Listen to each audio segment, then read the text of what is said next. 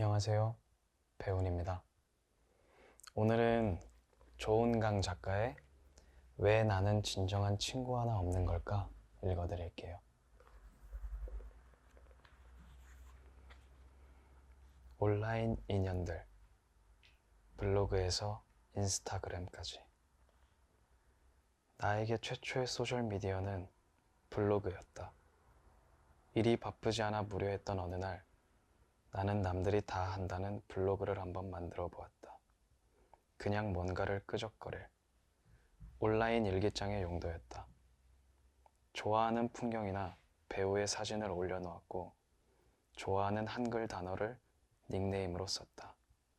참 소박했다. 그러던 어느 날 이웃이라는 것이 생겨났다. 나를 이웃으로 신청한 그들은 안부 게시판에 서로 알고 지냈으면 좋겠다는 내용의 글을 남기며 내가 쓴 글에 간단한 댓글을 달아주었다. 그때 깨달았다.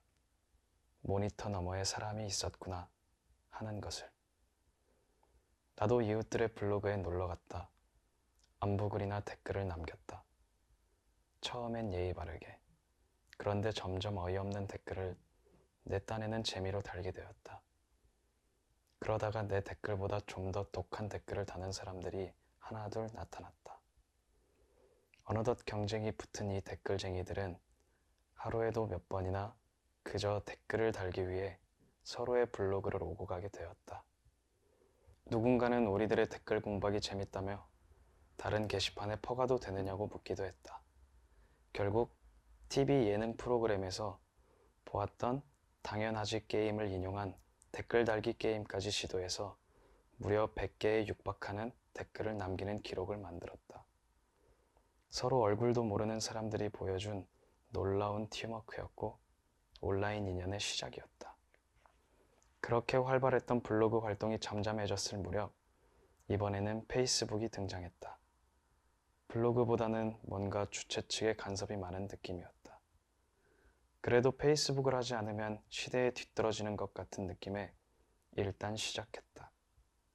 자연스럽게 친구 신청이 들어왔다. 그런데 뜻밖의 이름이 등장했다. 옛 상사였다.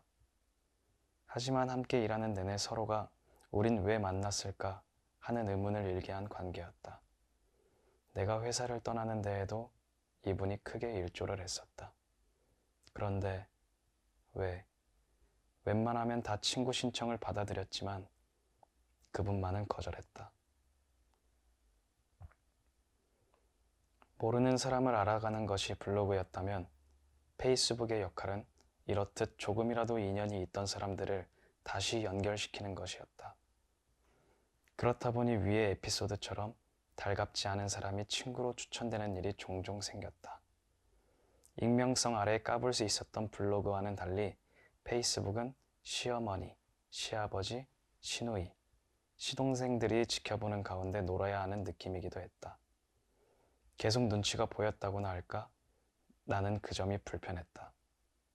슬슬 발을 빼려던 차에 문득 한 가지 기능을 이용해 보기로 했다. 사람을 찾아보기로 한 것이다.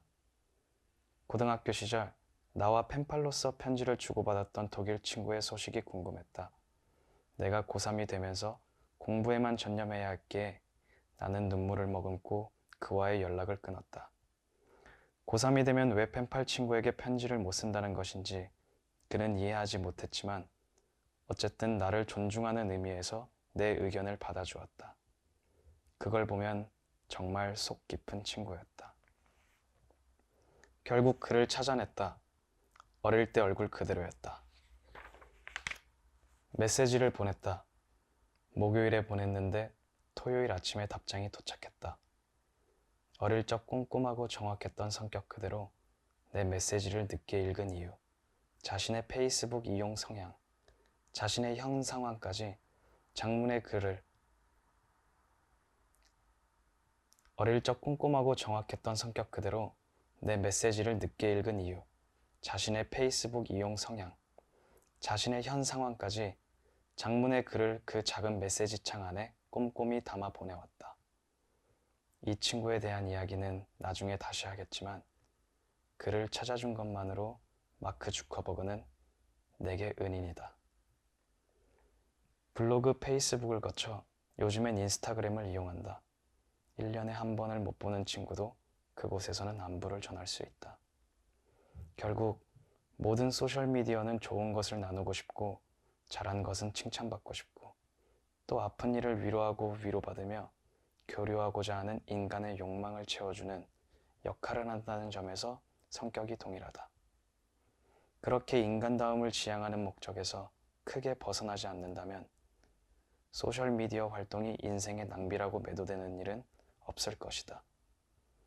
하지만 시도 때도 없이 들락거리며 댓글을 확인하느라 눈앞의 사람에게 소홀하거나 사생활을 시시콜콜 생중계하는 것은 지나친 일이 아닐까? 또 아쉬운 것은 온라인에서 알게 된 친구를 오프라인에서 만나는 경우도 있지만 오프라인에서 친해진 사람들까지 이제는 대개의 경우 온라인으로만 연락하게 되었다는 것이다. 굳이 통화를 하면 촌스러워 보일 지경이다. 매일 좋아요를 누르느라 자주 본 것 같지만 실제로는 못 본 지 수년 넘은 친구들아, 너희들 그 사진처럼 정말 잘 살고 있는 거니? 네가 보여주려고 하는 삶, 때론 그 이상이 나는 궁금해.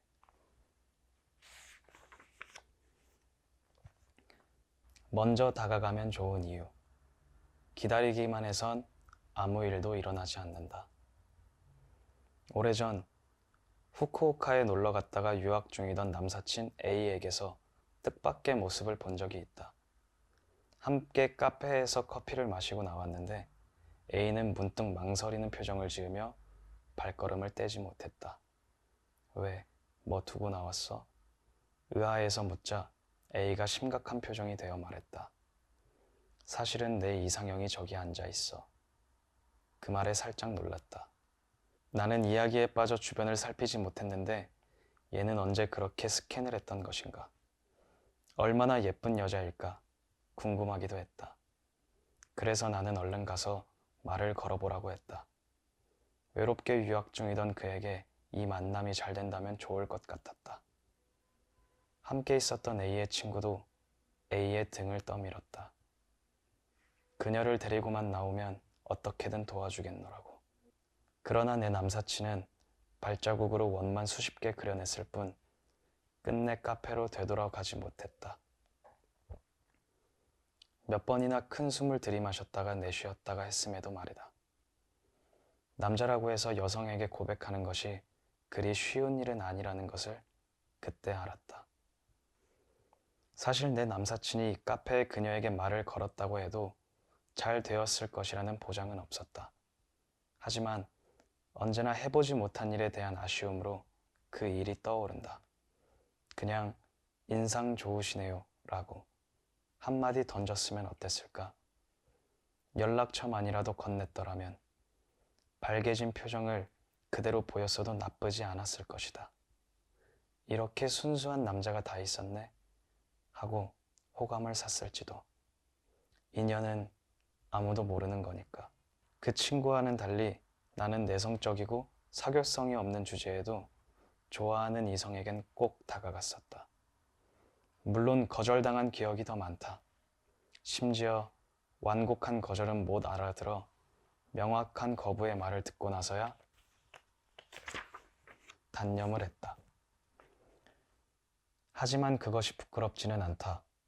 그렇게 시도하지 않았다면 두고두고 진짜 그 남자의 마음은 무엇이었을까 하는 미망에 사로잡혀 있었을 테니까. 이것은 중학교 시절 사회 과목을 맡았던 조덕희 선생님의 영향이다. 여자라고 왜 가만히 기다려야 해요? 난 내가 좋아하는 남자, 내가 선택할 거예요. 여자는 남자들의 선택을 기다려야 한다는 풍조가 강했던 시대였다. 그래서 그 선생님의 주장이 더욱 인상적이었고, 그래서 내 삶의 신조가 되었는지도 모르겠다.